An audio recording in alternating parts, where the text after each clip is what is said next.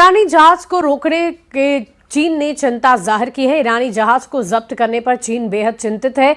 इस तरह से जहाज रोकना चिंता का विषय है। हॉर्मुज में स्थिति संवेदनशील और काफी गंभीर है, चीन का ये कहना है। इस वक्त की बड़ी खबर आपको बता दें, ईरानी जहाज को रोके जाने पर चीन ने चिंता जताई है। ईरानी जहाज को जब्त करने पर चीन बेहद चिंतित है और इस तरह से जहाज रोकना चिंता का विषय माना जा रहा है। हॉर्मुज में स्थिति संवेदनशील और गंभीर बनी हुई है और युद्ध पर विराम न लगकर लगातार ये युद्ध उलझता ही जा रहा है, गहराता ही जा रहा है, जिससे चिंता विश्व भर में बनी हुई है।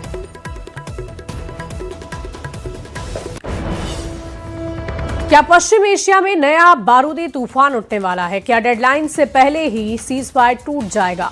ये सवाल इसलिए क्योंकि जिस तरह की खबरें और तस्वीरें बाहर आई, ये वही इशारा कर रही है कि अमेरिका और ईरान के बीच विध्वंस कभी भी शुरू हो सकता है।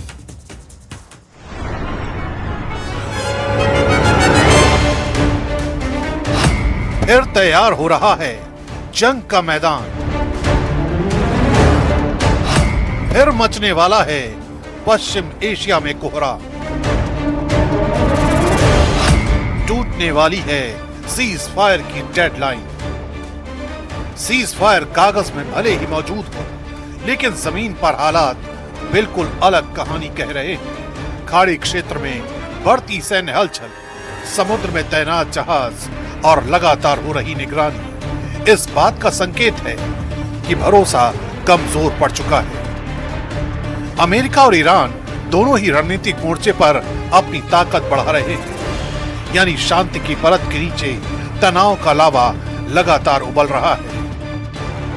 अगर एक भी चिंगारी भड़की तो यह सीज फायर पल भर में टूट सकता है और पूरा क्षेत्र फिर से युद्ध की आग में झुलस सकता है।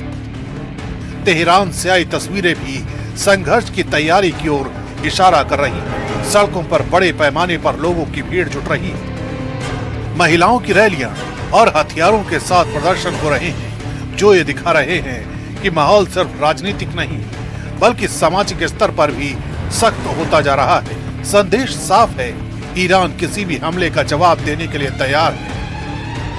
ऐसे में अगर सीज फायर पर दबाव बढ़ा या कोई नई सैन्य कार्रवाई हुई तो हालात तेजी से बिगड़ सकते हैं और यही वो स्थिति है जहां से विध्वंस की नई लहर उठ सकती है। दूसरी तरफ इजराइल और अमेरिकी खेमे में भी हाई अलर्ट की स्थिति बनी हुई है। संभावित हमलों और जवाबी कार्रवाई को लेकर सैन्य और राजनीतिक स्तर पर लगातार समीक्षा हो रही है।